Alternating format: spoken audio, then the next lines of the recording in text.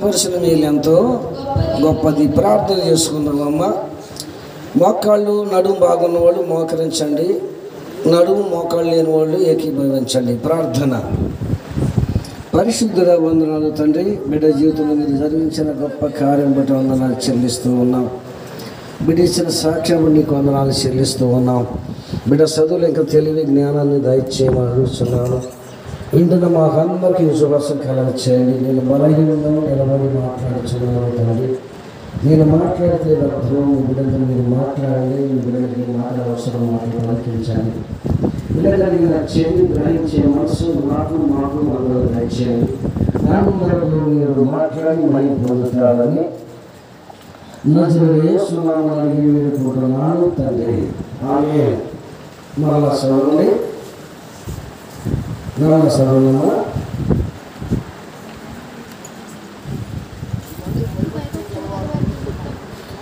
మీ యందు భయభక్తులు గారి నిమిత్తము నీవు దాచించిన మేలు ఎంతో గొప్పది. నరుల ఎదుట నిన్ను ఆశ్రయించిన వారి నిమిత్తము నీవు సిద్ధపరిచిన మేలు ఎంతో గొప్పది. ప్రాణం బిడ్డలారా, ఈ యొక్క మధ్యాహ్న సమయం ముందు ఈ కూడిక ఎందుకు అంటే, మరి అయ్య గారు చిన్న కుమార్తె విషయంలో దేవుడు గొప్ప కార్యము చేశాడు అంటే, కొన్ని లక్షలు పెట్టినా రానంటే ఎవరంటే సీటు దేవుడు ఉచితంగా కలగజేశాడు. ఎందుకు కలగజేశాడు అంటే, వారిలో దృఢమైన నమ్మకం ఉన్నది, దేవుడు నాకు ఇస్తాడనే విశ్వాసం ఉన్నది. కుటుంబ సహితము కూడా ఏం చేస్తున్నవారంటే దేవుని అందల భయము భక్తితో కూడిన జీవితం వాళ్ళు కలిగి ఉన్నారు. కనుకనే ప్రభు వారి యొక్క ప్రార్థనకు ఫలితంగా ప్రభువారు వీరు చేసినటువంటి యొక్క పోరాటానికి ఫలితంగా మరి ఎన్ని దినాలు మరి ప్రార్థన చేశారో, మరి అచ్చుడు రావాలని ఎన్ని దినాలు కనీసం ఉపవాసంని ప్రార్థన చేశారో అది మనకు తెలియదు. కానీ వాళ్ళు ప్రార్థన ఫలితం ఏమిటంటే తనకు మంచి సీటు దేవుడు ఇచ్చాడు. ఈరోజు నేను అంటున్నాను, చాలామంది చదువుకుని సీటు రాక పాస్ అవ్వక మాలాంటి వారికి ఫోన్లు చేసేవాళ్ళు చాలామంది ఉన్నారు. నాకు తెలీదు, మాకు ముఖ పరిచయం లేదు. వైజాగ్లో కుర్రోడు ఫోన్ చేశాడు. ఎవరో చెప్పారంట, ఏలూరు నాన్నగారు ప్రార్థన చేస్తే నువ్వు పాస్ అవుతావు మొన్న ఫోన్ నెంబర్ ఇచ్చారు. అప్పటికి 5-6 సార్లు ఆయన కట్టాడు, పాస్ అవ్వలేదు. ఫోన్ చేశాడు, నాన్నగారు నా పరిస్థితి ఇది, మరి ఫోన్ నెంబర్ ఇచ్చారు, మీరు ప్రార్థన చేస్తే నేను పాస్ అవుతానంటని చెప్పి ఫోన్ చేసి ప్రార్థన చేయించుకున్నాడు. దేవుని దయ వల్ల పాస్ అయ్యాడు. నాన్నగారు మీరు ప్రార్థన చేస్తే నేను పాస్ అయ్యాను అన్నాడు. ఆ నాటి నుండి నేటి వరకు మరలా నాకు ఫోన్ లేదు. ఎప్పుడు నుండి అర్థమవుతుందా? దేనికోసం ప్రార్థన? దేనికోసం ప్రార్థన అమ్మా? పాస్ అవ్వడానికి ప్రార్థన చేయించుకున్నాడు, మంచిదే. పాస్ అయిన తర్వాత కూడా నేటి వరకు ఈరోజుకి నాకు ఏం లేదు, ఫోన్ లేదు. అది విశ్వాసం కలిగిన వారా, విశ్వాసం లేని భక్తిహీనులు అంటారా, బలహీనులు అంటారా వాళ్ళని? నేను అంటున్నాను, దేవుడు ఎప్పుడు మనకు అన్యాయం చేసేవాడు కాదు.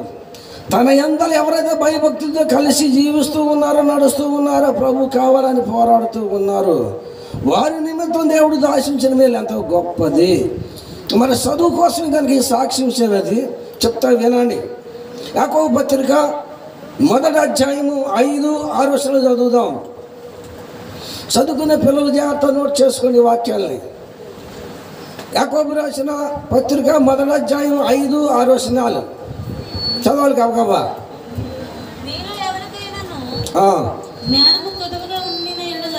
మీలో ఎవరికైనాను జ్ఞానము కొదువుగా ఉన్న ఎడల వాడు చూసి కాపీ కొట్టవలేను అని ఉంది కదా.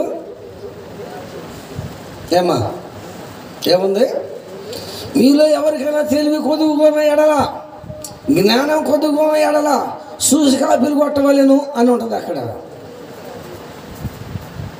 ఇలా క్రైస్తవులు ఎంతమంది లేరు చూసి కాపీ కొట్టేవాళ్ళు? ఏమా చెప్పరేంటి? ఎందుకు చదువుకున్న సమయం అంతా సెల్ ఫోన్లో ఉండి, ఏమా చదువుకున్న సమయం అంతా ఎక్కడ ఉన్నారు వీళ్ళు? సెల్ ఫోన్ చూసుకుంటూ ఉండి పరీక్షలు రాసేటప్పుడు అర్థం కాక అనుకున్నాయి రాక వాళ్ళు ఏం రాస్తున్నారా వీళ్ళు ఏం రాస్తున్నారా పక్క వాళ్ళు చూసి కాపీ కొట్టేవాళ్ళు వీళ్ళ క్రైస్తవులు లేరంటారా? చెప్పరేంటండి? మా మనవరాలు ఏలూరులో చదివింది. ఇంటర్లో 938 మార్కులతో పాస్ అయింది మా మనవరాలు. ఎంత? 938 మార్కులు. అంటే ఇంకెన్ని తక్కువ? ఇంకెన్ని తక్కువ అమ్మా చెప్పండి. అరే బాబు మనకి సేవ ఉందరా, 6 సంఘాలు ఉన్నాయి, నీకు మ్యారేజ్ చేసి ఒక సంఘం చెప్తాంటే లేదు తాతగారు నేను చదువుకోవాలి, డాక్టర్ అవ్వాలి, ఇందులో డాక్టర్ డబ్బులు సంపాదించాలి. లేదు తాతగారు అది సేవేగా ఉత్తు మాటలే. ఏది నాకు తెలుసు వేసేయాలని. డాక్టర్ అయితే బాగా డబ్బు వస్తుందని ఇప్పుడు ఏం చేయాలని సేవ వదిలిపెట్టేసి సంఘాన్ని వదిలిపెట్టేసి చదువు సంధ్య లేని వాళ్ళు మాతో దేవుడు ఇలా బలమైన కార్యాలు చేసుకుంటూ సేవను జరిగిస్తూ వందలాది మందిని రక్షణలో నడిపిస్తూ బోళ్ళంత మందిని బాధలు ఉన్నవాడు నడిపిస్తూ కళ్ళారా చూసినట్టు వీళ్ళకి ఏం కావాలి? వీళ్ళు ఏమవ్వాలి? డాక్టర్ అవ్వాలని ఒకళ్ళు, యాక్టర్ అవ్వాలని ఒకళ్ళు, ఇంజనీర్ కావాలని ఒకళ్ళు. నేనంటున్నాను మా పాస్టర్ గారు అప్పుడప్పుడు అంటది నువ్వేమైనా ముఖ్యమంత్రి అని అడుగుతున్నాను ఏంటి? నేనంటాను అమ్మగారు ఇప్పుడు ముఖ్యమంత్రి అయ్యారు, వచ్చే సంవత్సరం ఓట్లయిపోతే వాడు మాజీ ముఖ్యమంత్రి, మనం దించేవాళ్ళు లేరు ఎక్కించేవాళ్ళు లేరు. నేను ఎప్పుడు కూడా చెప్పనేంటండి ఎవరు సరిపోతారండి దైవజనుడికి? ఏ డాక్టర్ సరిపోతారు, ఏ ఇంజనీర్ సరిపోతారు, ఏ యాక్టర్ సరిపోతారు దైవజనులకి? దైవజనులకు ఉండవలసిన లక్షణ దైవజనులు కలిగి ఉన్నప్పుడు దేవుడు ఏమాత్రం కొదువు చేయడండి. నేను అంటున్నాను నాకు చదువు సంధ్య లేదు, చదువు లేని నన్ను పిలిచాడు దేవుడు, తన చేతుల బలంగా వాడుకుంటున్నాడు, బలమైన కార్యాలు జరిపిస్తూ ఉన్నాడు. ఇంటున్న విశ్వాసులారా మనకు ఉండవలసింది మొదట నమ్మకం కావాలి, విశ్వాసం కావాలి. ఇక్కడ ఏమంటున్నాడు? మీలో జ్ఞానము కొదువు ఉన్న ఎడల వాడు దేవుని అడగవాలి. ఏం చేయమంటుంది బైబిల్? చెప్పండి, బైబిల్ ఏం చేయమంటుంది?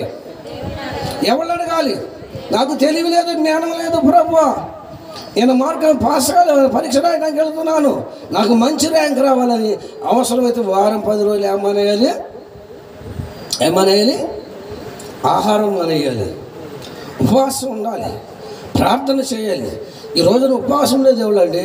ఉపవాసం ఉంటే గ్లామర్ తగ్గిపోద్ది అంట. ఏం తగ్గిపోద్ది చెప్పరేంటండి? వీళ్ళకి ఏం తగ్గుద్దంట?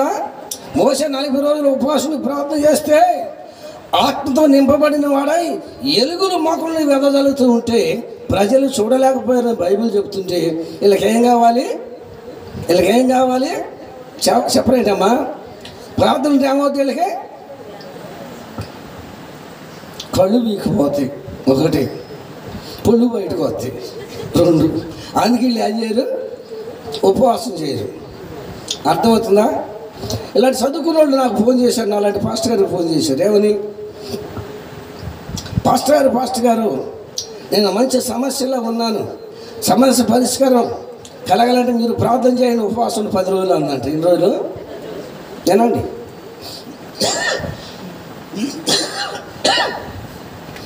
లెటర్ రాస్తే ఆ పాస్టర్ గారు చూశాడు, అదే సహోదరు ఏం బాధలో ఉందని చెప్పి కొంచెం కింద చదివితే అక్కడ అసైన్మెంట్ అక్కడ రాసింది. నేను 2 సంవత్సరాల క్రితం కాలేజీలో చదివేటప్పుడు ఒకడు ప్రేమించాడు, వాడు అన్నిటికీ ఒప్పుకుంటున్నాడు, వాడికి నాకు పెళ్ళి అవదా దానికోసం ఉపవాసం ఉండాలని రాసింది. ఏమో నాకు ఆ సేదార్థ కూడా ఇవ్వండి. ఆ పాస్టర్ గారు కూడా ఆయన రాశాడు, అమ్మా ఉపవాసం నాకు పెళ్ళి నీకు అని రాశాడంటే. అర్థమైందా? చేయవలసింది ఎవరు? ఉండవలసింది ఎవరు? ఉపవాసం చెప్పరేంటండి? ఉండవలసింది ఎవరు? అసలు ఫస్ట్లోనే నువ్వు రాంగ్ స్టెప్ వేసావు. దానికి అసలు చిగ్గుతో తలదించుకోవాలి. విషయాన్ని ఎక్కడ దాకా తీసుకొచ్చావు? పాస్టర్ గారి దగ్గర తీసుకొచ్చావు. పాస్టర్ గారు ప్రార్థన చేసి అసలు అవ్వదా ఏంటంట? రిజల్ట్ ఎవరు చెప్పాలి? చెప్పరేంటమ్మా? ఎవరు చెప్పాలి? ఈ రోజున సంఘం అలా తయారైపోయింది. వీళ్ళుగా ఉపవాసాలు ఉండరు, వీళ్ళుగా ప్రార్థనలు చేయరు, ఎవరో ప్రార్థన చేస్తారని చెప్పి వాళ్ళ మీద ఆధారపడుతున్నారు, ఆశపడుతున్నారు. బైబిల్ ఏమంటుందంటే నీలో ఎవరికైనా జ్ఞానం కొదువుకున్న ఎడలా వాడు దేవుని అడగాలి. ఎవరు అడగాలి? ఎవరిని అడగాలి చెప్పండి. అడిగితే దేవుడు ఏం చేస్తానన్నాడు? ఇస్తానన్నాడు, ఇవ్వలేనన్నాడా? చదువు. ఏది ఏది దేనికోసం అడుగుతున్నావు? ఏది కావాలని ప్రార్థన చేస్తున్నావు? జ్ఞానం కావాలి ప్రభు అని ప్రార్థన చేస్తుంటే ప్రార్థన ఆలకించిన దేవుడు జ్ఞానాన్ని ఇచ్చాడు. ఇవ్వలేదా? మంచిది. సరే, నేను అంటున్నాను, ఆశ ఉండడం మంచిది. ఆశలు తీర్చగల దేవుడు. పొద్దున డాక్టర్ అయిపోయింది ఈ అమ్మాయి. డాక్టర్ అయిన తర్వాత ఏం చేయాలి అమ్మాయి? చెప్పండి, ఏం చేయాలి? ఏం చేయాలి? డాక్టర్ అయినందుకు ఏం చేయాలి? మాట్లాడండి అమ్మాయి. చీటీ ఇచ్చిన దేవుడు డాక్టర్ చేస్తాడు. అయిపోతుంది, చెప్పాను కదా. ఇచ్చినందుకు ఏం చేయాలి? ఇచ్చినందుకు ఏం చేయాలి? దేవునికి కృతజ్ఞత తెలపాలి. ఎప్పుడు వరకు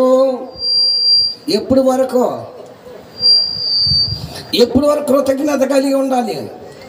ఆయన వచ్చే వరకు. లేకపోతే మనం పోయే వరకు ఏం కలిగి ఉండాలి? ఇచ్చినందుకు ఏం చేయాలి మనం అని నేనంటలేదు, బైబిల్లో చూపిస్తాను. చూడండి, దినవృత్తాంతాల గ్రంథం, క్షమించండి, ద్వితీయోపదేశకాండం 8వ అధ్యాయము 10వ వచనం చదువుదాం త్వరగా.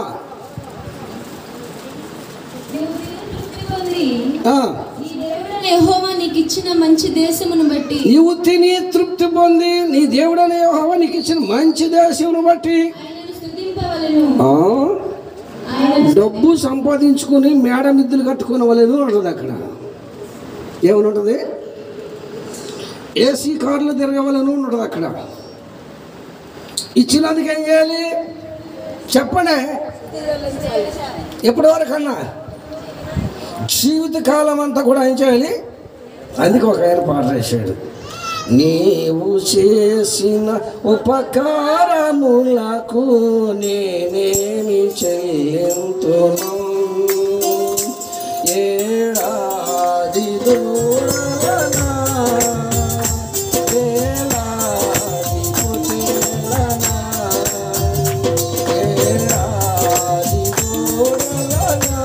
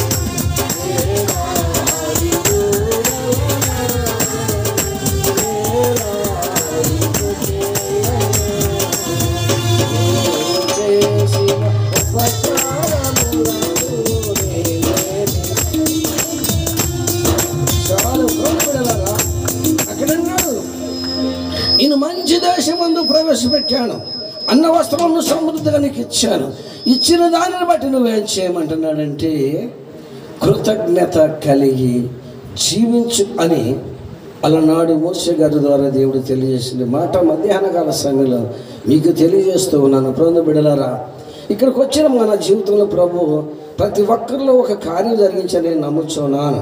ఎందుకంటే దైవ స్వరూపి సహవాసాలు ఉన్న వారు ఎక్కువ బాధలతోనూ శోధనలతోనూ ఇరుకులు ఇబ్బందులతో వచ్చేవాళ్ళే. కొందరైతే 100కి 10 మంది లోపు భక్తి బాగుంది, ప్రార్థన బాగుంది వచ్చేవారు, కానీ ఎక్కువ శాతం ఏదో సమస్యతో వచ్చిన వారే. నేను అంటున్నాను, ప్రభువుని జీవితంలో జరిగించిన ప్రతి కార్యాన్ని బట్టి నువ్వు ఏం చేయాలంటే జీవితకాలం అంతా ఆయనకి కృతజ్ఞత కలిగి ఉండాలి. నేను అదే చెప్తున్నాను. ఆ అమ్మాయి గుర్తు చేసింది అది. నువ్వు డాక్టర్ అయిన తర్వాత ఏం చేస్తాను? ఉద్యోగం చేస్తానంట. ఏం చేసిందంట? ప్రభువు నాకు ఇచ్చిన దాన్ని బట్టి నేను ప్రభువుని కృతజ్ఞత కలిగి ఉంటానయ్యా. నా జీవితంలో జరిగించిన కార్యాన్ని బట్టి నేను ఎన్నడూ కూడా ఆయనను చెప్పలేటవా, ఆయనను మరిచిపోను, ఆయనను మరిచి నేను ఉండలేను. అది ఉండవలసింది క్రైస్తవులకి. అంటున్నాడు, చదువు కావాలన్నా, జ్ఞానం కావాలన్నా, ఉద్యోగాలు కావాలన్నా ప్రభు దయ మన మీద ఉంటేనే తప్ప, దేవుడు మనకి ఇవ్వాలనుకుంటే తప్ప లేక కార్యం మనకి జరగదు. ఎందుకంటున్నానంటే యెహోవా తన కార్యాలు జరిగించేవాడు కనుక అట్టి కార్యాలు మన పక్షాన జరగలేదు అనుకున్నాం అనుకో, ఆ కార్యాలు మనకి జరగవు. జరుగుతుందంటే ఆయన కనికరం మన మీద ఉందని మనం ఏం చేయాలి? గ్రహించాలి. చాలామంది అంటారు, నా తెలివి, నా జ్ఞానము, నా బలము నేను కాబట్టి. ఎవడు చెప్పలేటమ్మా? నేను కాబట్టి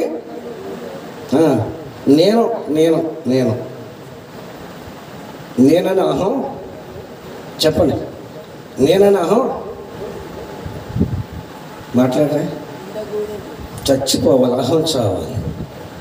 దేవుడు మనల్ని ప్రేమించి ఆయుష్నిచ్చి, ఆరోగ్యాన్నిచ్చి, చదువునిచ్చి, సంపదించి ఇంతగా నేను పోషించిన దేవుడికి నువ్వేం చేస్తున్నావు? ఏం చేస్తున్నావు? నా ప్రాణమా కుదరదు. నా ప్రాణమా తినుము, త్రాగుము, సుఖించము, అనేకమైన సంవత్సరాల పండుగ ధనము సమకూర్చాను. అది లెక్క, మన లెక్క ఏంటి? నా ప్రాణమా తినుము, త్రాగుము, సుఖించము. 1 సంవత్సరం అనేకమైన సంవత్సరాల పండుగ ధనము సమకూర్చాను. ఆ రాత్రి మహానుభావుడు వచ్చాడు. ఏంటి బాబు ఏదో అనుకుంటున్నావు ఏంటి?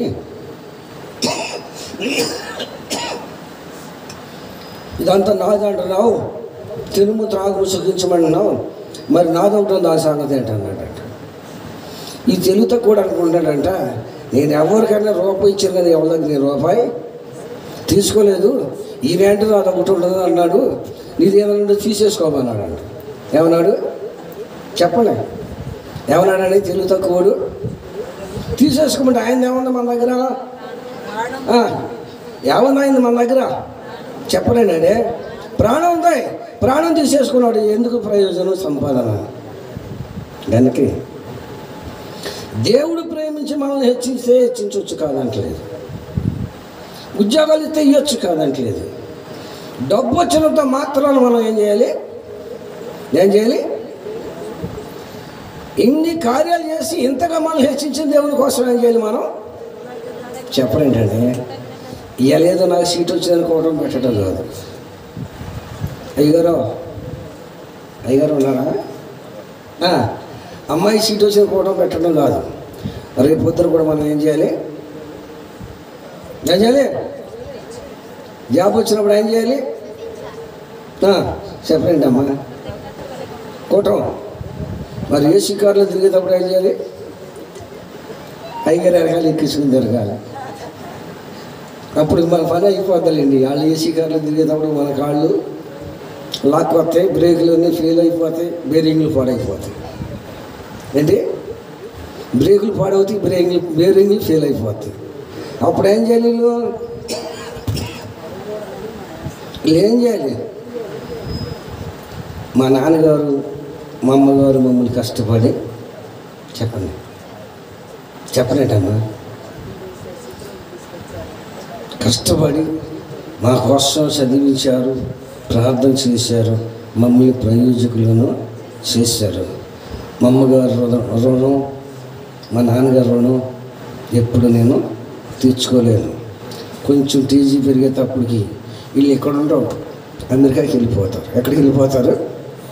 ఇప్పుడు ఎంతమంది లేరు, తల్లిదండ్రులు వదిలిపెట్టేసి వాళ్ళు తీసుకెళ్ళి ఎక్కడ ముసలోళ్ళు ఏంటంటారు, భూమా ఏంటంటారు,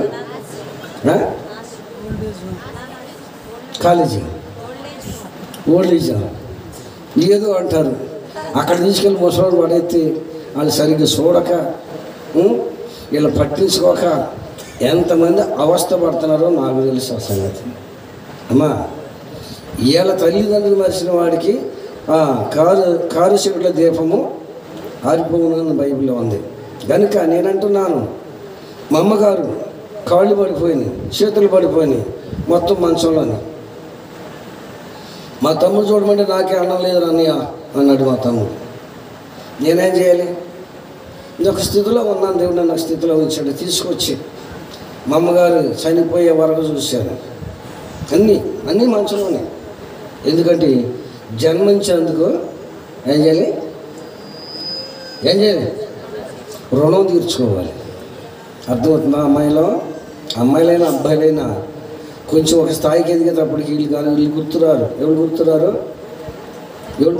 అంటే కోడలు తయారవుతారు. కొడుకులు ఉన్న వాళ్ళు అసలు వీళ్ళని పట్టించుకోరు. ఎవరే అటువంటి బ్యాచ్ అయితే దించేస్తారు. కొడుకు తీసురా, ఏట తీసురా, అటు బ్యాచ్ అప్పుడప్పుడు అంటే. అందుకే మా పాస్టర్ గారు మీ ఏంటమ్మా మా అంటే ఎవరు? ఈ టోపు వాళ్ళు. మీ అంటే ఎవరు? ఈ మగవాళ్ళు లేకపోళ్ళు. ఇప్పుడు చెప్పుకునే టైం కాదు, చెప్తాను. చాలా టైం ఉంది, ముందు చెప్తాను. ఇప్పుడు చెప్పాల్సిన విషయం అంటే చదువులకు చెప్తాను. ముందుకు వెళ్దాం. చూద్దాం యాకోబు పత్రికలకు రాద్దాం. మీలో ఎవరికైతే జ్ఞానం కొద్దుకునేలా దేవుని అడగవలేను. అప్పుడు అతను అనుకునేవాడను. ఎవరిని గద్దెంపగా అందరూ ధారాళమో దయచేవాడు. అయితే అతడు బాగానండి ఈ మాట.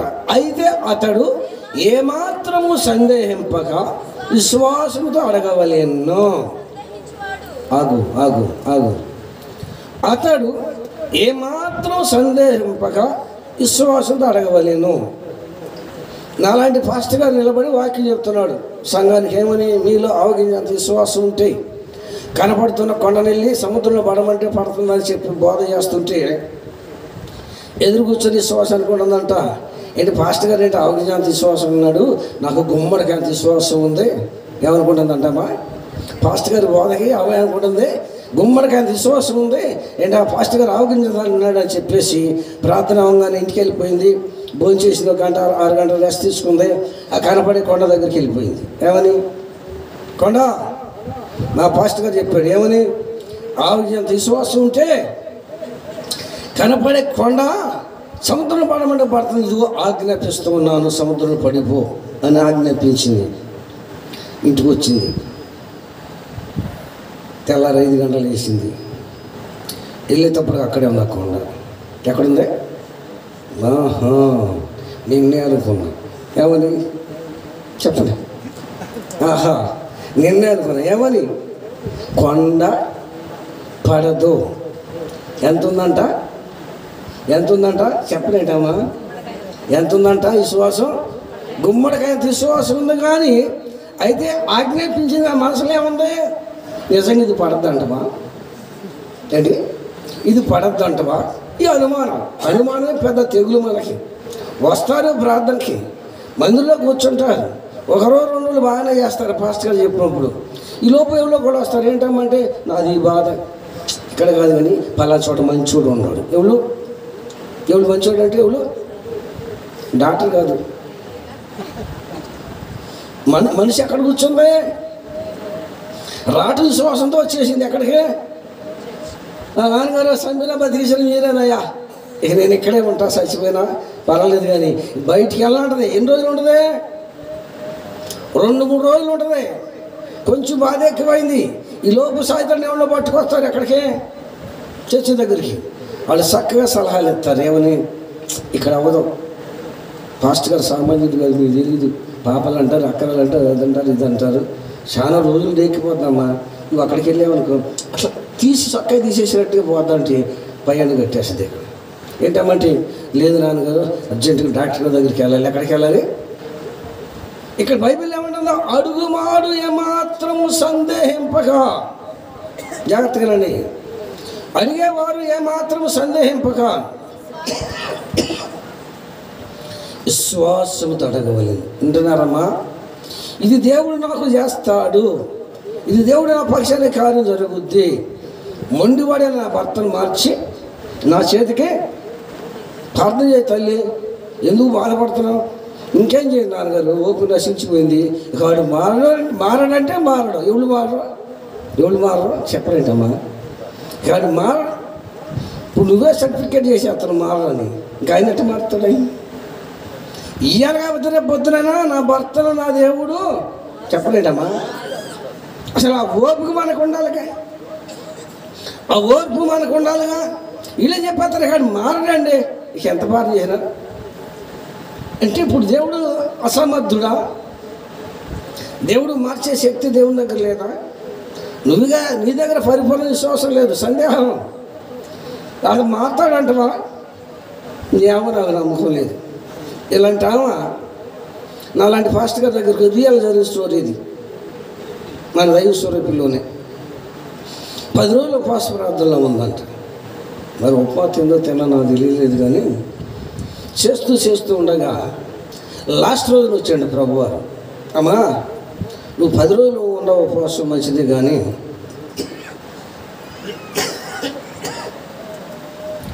నేను నీ దగ్గరకు వస్తామనుకున్నప్పుడల్లా నువ్వు మందిరంలో లేవమ్మా, నీ భర్తను కూడా ఆలోచిస్తూ ఉన్నావు. వాడి ఇంటి దగ్గరే ఉన్నాడంటవా, దీని దగ్గరికి వెళ్ళాడంటవా, ప్యాకాటికి వెళ్ళాడు. ఎక్కడుండి మళ్ళీ ఏ ప్రార్థన చేసేది చెప్పండి? ఉపవాసములు ప్రార్థన చేస్తూ ప్రభు ప్రత్యక్షమవ్వాలి అనుకుంటే ఏం మనిషి అయితే మందిరంలో ఉన్న మనిషి ఎక్కడుందా చెప్పలేంటమ్మా. వాడు ఇంటికాడే ఉన్నాడంటవా, ఆలోచన. దీని దగ్గరికి వెళ్ళాడంటవా, లేదా ప్యాకాటికి వెళ్ళాడా? ఎక్కడికి వెళ్తే ఎవరికి ఎందుకు వచ్చింది? దేనికి ప్రార్థన చేయాలని ప్రభు ఏం చెప్తాడో ఆ మాట వినాలని. అసలు ఇదే సమయం ఎక్కడుంది? లాస్ట్లో చెప్పాడట, నువ్వు చేసిన ప్రార్థన గుడుగుమ్మ దాటి బయట రాలేదమ్మా, నీ దగ్గర రాలేదన్నాడు. జాగ్రత్త, ఇక్కడ కూర్చున్న విశ్వాసులారా జాగ్రత్తగా ఉన్నాడు. మీరు ఎందుకు ఈ మాట చెప్తానంటే, సందేహించువాడు ఏమాత్రం అడుగువాడు సందేహింపక విశ్వాసంతో అడగవాలి. సందేహించేవాడి పరిస్థితి ఎలా చెప్తాను, చదవమ్మా. సందేహించువాడు గాలి చేత రేపబడు ఎగురుపడు తరంగమును పోలి ఉన్నాడు. ఏమనుంది? ఎలా ఉంది? అలా లేసుద్ది వెంటనే ఏమవుద్ది చెప్పండి? అలా లేసుద్ది సముద్రంలో, వెంటనే ఏమవుద్ది? దిగిపోయి నీటిలో కలుస్తుంది. సందేహించేవాడి విశ్వాసము ఆక సముద్రంలో లేస్తున్న అలాంటిది అని బైబిల్ సెలవిచ్చింది. ఇంటున్న విశ్వాసులారా, మరి మీ విశ్వాసం అవగినంతో నాకు తెలియదు, అయితే గుమ్మడికాయతో నాకు తెలియదు. అది మీకు తెలవాలి. ఎవరు తెలవాలి? ఏమా చెప్పడం మా డ్యూటీ, చేయవలసిన బాధ్యత మీది. దేవుడే మాత్రము అన్యాయం చేయవాడు కాదు, అందరికీ జ్ఞానాన్ని ఇచ్చేవాడు, అందరికీ తెలివితేటలు ఇచ్చేవాడు, పడిపోయిన స్థితులను అందరినీ లేపగలిగినట్టు వాడు. మొదట నీకు ఉండవలసింది ఏంటంటే, ఈ రోజుగా పోయిన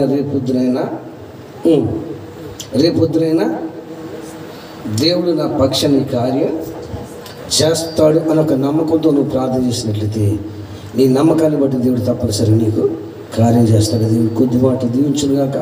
చిన్న ప్రార్థన చేసుకున్నాం. ప్రార్థన. వందనాలయ్యా, మీ స్తుతులు ఇస్తున్నాము. ఎంతకైనా నమ్మదగిన దేవుడు కుటుంబం మీ అందరి భయభక్తి